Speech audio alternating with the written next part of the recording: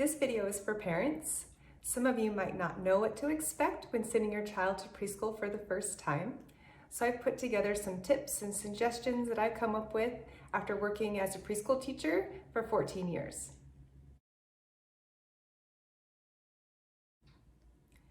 As a parent, I think one of the most important things that you can do for your child is to have an outwardly positive attitude and a feeling of confidence that you portray to them no matter how you're feeling inside.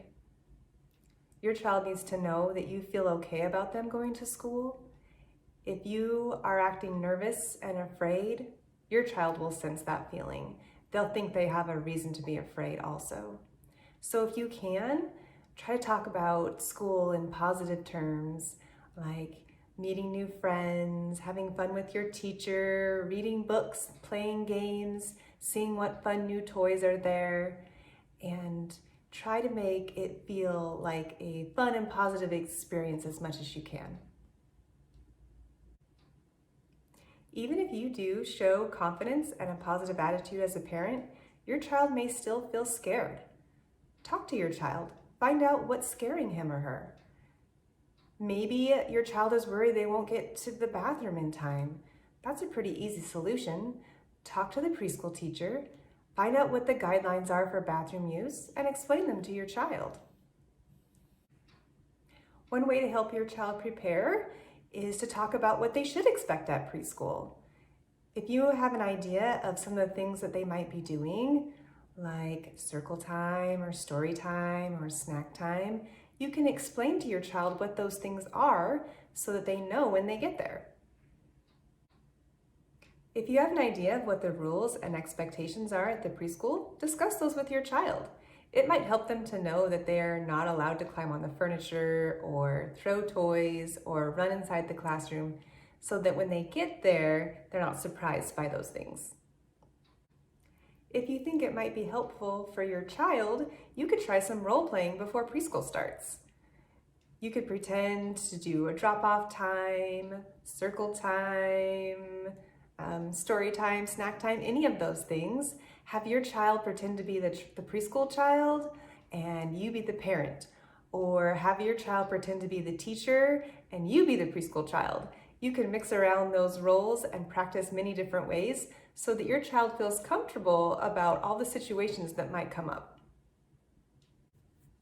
If you haven't left your child before, you might want to try that before preschool starts. You can start with something really simple, like dropping your child off with a friend just for a little while so that they can get that routine of mom or dad dropping off, you're staying with someone new, and then mom and dad come back to get you at the end of that. That will start to establish a routine, not just for your child, but for you as well, of being able to leave your child with someone new. There are some things you can start practicing at home to help your child be prepared for preschool. Can your child follow simple directions? For example, if you asked your child to take their dishes to the sink, could they do that? What about multiple step directions?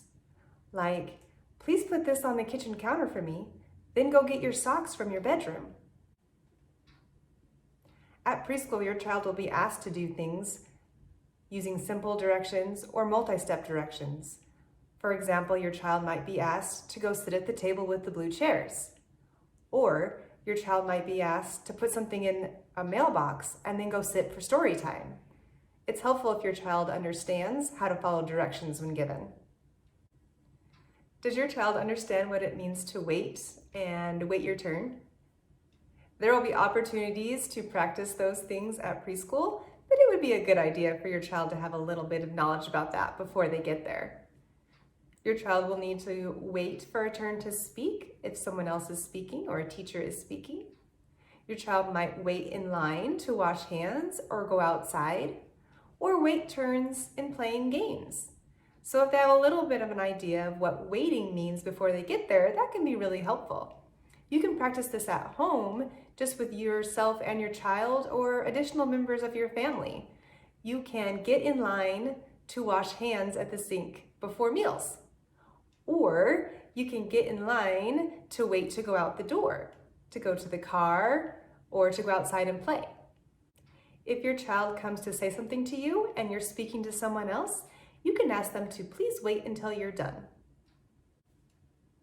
There may be times at preschool that your child will need to sit for a duration of time. One of those might be story time. While the teacher is reading, all the children would need to stay seated so everyone can see and hear. Has your child had an opportunity to practice sitting for little short periods of time? Using manners is always much appreciated at preschool. Things like please and thank you and excuse me when you need to get by someone are great skills to have. Does your child know how to ask for help when needed? If your child isn't sure where the bathroom is, do you feel confident that they would be able to communicate that to their teacher? If your child isn't feeling well, would they speak up and tell someone? If your child needs help using a toy or help with an interaction with another child, do you feel confident they would go to an adult for help? Talk with your child about what to do in these situations, so when they're put into that situation, they know what to do. Really typical things to do at preschool would be to sing the ABC song and count. So if you've been doing those with your child at home, when they happen at preschool, they'll say, "Oh, I know how to do that," and it will be a connection between school and home. You can sing the ABC song as you go about your daily routine. Hearing that in the background, your child will start to pick it up and sing it along with you. There are many ways to incorporate counting into your day. How many steps up into the front door? How many plates are on the table? How many socks are in the laundry basket?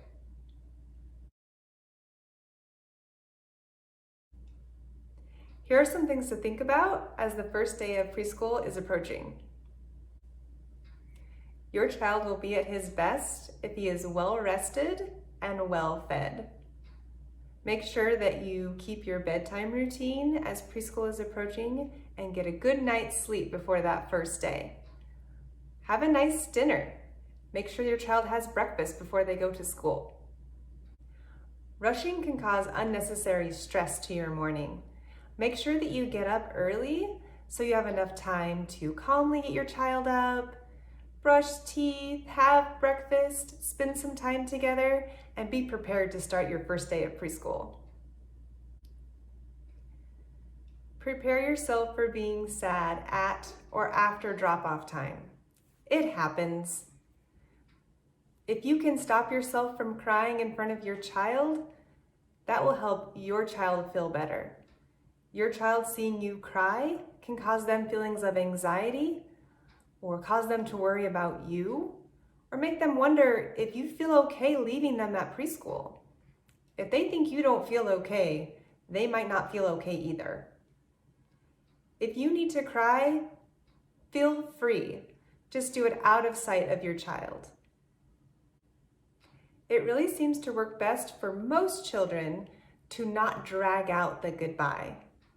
When you arrive at preschool, take your child up to the door or wherever you're going to meet your teacher and say goodbye, have a good day, hug, kiss, however you say goodbye to your child, and send them off with a smile. If you're lingering and looking back and saying, "Are you okay? Are you okay? Are you sad? Are you going to be okay? Are you sure you're going to be okay?" Your child might start to wonder, should I be okay? Should I be scared? I don't know, maybe. You don't want to prep your child to be afraid. If they are, that's okay. The teachers will help them deal with that. You know your child best. If you think your child needs structure and routine, put that in place before preschool starts. Talk with your child about what you do every morning before drop-off time. Each morning we'll get up, we'll have breakfast, we'll go for a walk, then we'll go to preschool. If your child needs a routine, make it a simple one that you know you can stick to every day. It might help for your child to know what's going to happen at the end of preschool as well. I will come pick you up, we'll go get a snack, and then we'll go home. Or your daycare provider will pick you up after preschool, and I'll see you later. This can be a tough one. What do you do if your child cries at drop-off? It's hard. It's hard as a parent to watch that. It's hard as teachers to see it as well. We want your child to be happy. We will do everything we can to help your child cope with that situation. If your child cries at drop-off, that doesn't mean that they cry all day at preschool, that they don't want to be there, or that they are scared. Children cope differently with transitions.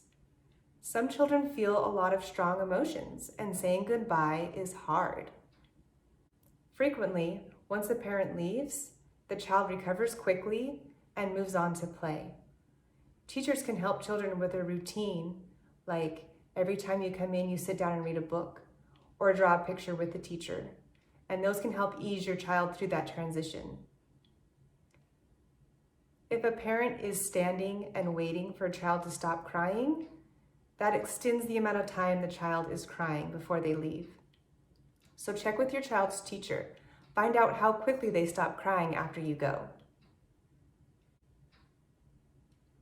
It's helpful to acknowledge that you might have a little adjustment time, or your child might have a little adjustment time when starting preschool. That's okay. It takes time to work through things.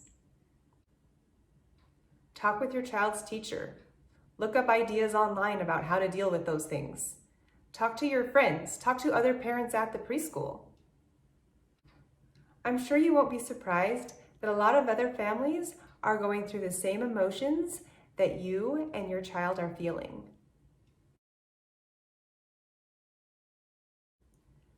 Let's talk about self-help skills. Does your child know how to use the restroom on his own? Can your child pull down and up their pants and undergarments? Does your child know how to wipe? Toileting skills are really important skills for children to have to be independent at school. Can your child wash hands on his own? That includes everything from turning on the water to the correct temperature, to how many squirts of soap is appropriate, to making sure you scrub all the parts of your hands when you wash. Getting all those bubbles rinsed off, turning the water off, and drying your hands afterwards. Can your child wipe his nose and get all of that mess off of his face on his own? Here's the way I help children at preschool learn how to do that. We take a tissue and I ask them to fold it in half. Their faces are small. Then hold with 2 hands, put the tissue on your nose, blow, and then squeeze that tissue together tight as you pull it off your face. And then you can take that tissue that's folded and wipe all around your nose to make sure that you got it all dry and clean. Then that tissue goes in the trash can. Make sure you don't just set it down on the table or hand it to the nearest adult. Practice putting that right into the trash can. Have your child practice putting on her jacket and taking it off by herself. It's also good to practice hanging up a jacket. If a jacket has a hood, show your child how to get a hold of that right at the top and put it on the knob. If a jacket doesn't have a hood, you can show them how to do the inside at the top, or sometimes it's actually easier if you use the sleeve of the jacket where that opening is. There's a nice hole right there for them. They can just hook it right on there on the sleeve, and sometimes that's easier. It's cleanup time. Does your child understand what that means? At my preschool, we have a spot for every kind of toy. So when it's time to clean up, You pick up, there's the turtle, so we need to look in the baskets until we find where the turtles go, and that's where the turtle goes. All the toys have their own spots. So when cleanup time comes, it's time to put the toys away. Where do they go?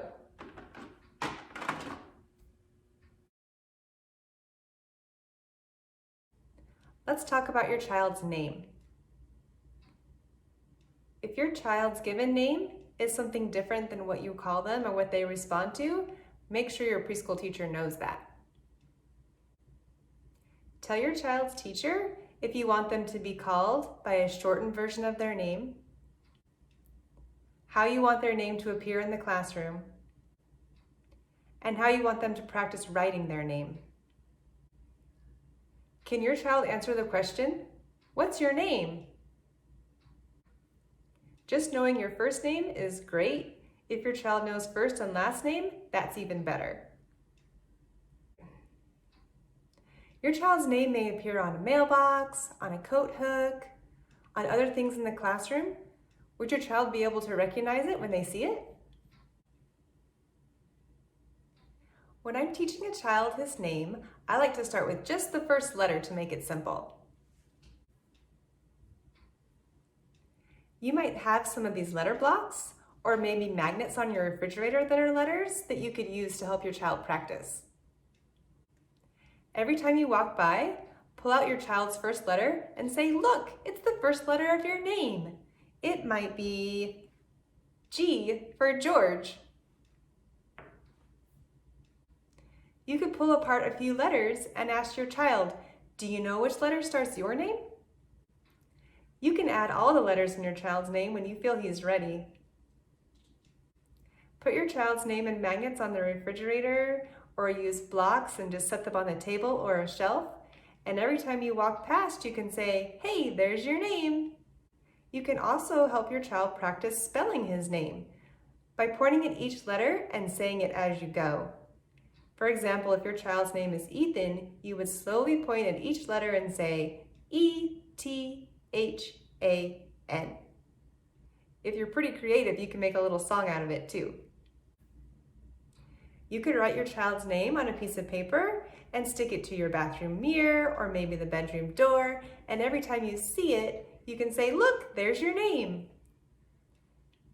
Your name starts with E, or your name starts with B. If you feel like your child is starting to recognize his name, maybe add one or two other names on pieces of paper to the same area. See if your child can point to his name. Make sure all the pieces of paper are the same color and size, and you write with the same color pencil or pen. That way you know your child is identifying his name and not just pointing always to the blue piece of paper or always to the name written in purple. Try mixing those pieces of paper around and see if your child can still find his name in a new position. I hope you found some of these tips and suggestions useful. Preschool can be a really exciting and fun experience for both children and parents. Parents get to see a lot of growth from the beginning of the year to the end in their children, so that's fun to watch.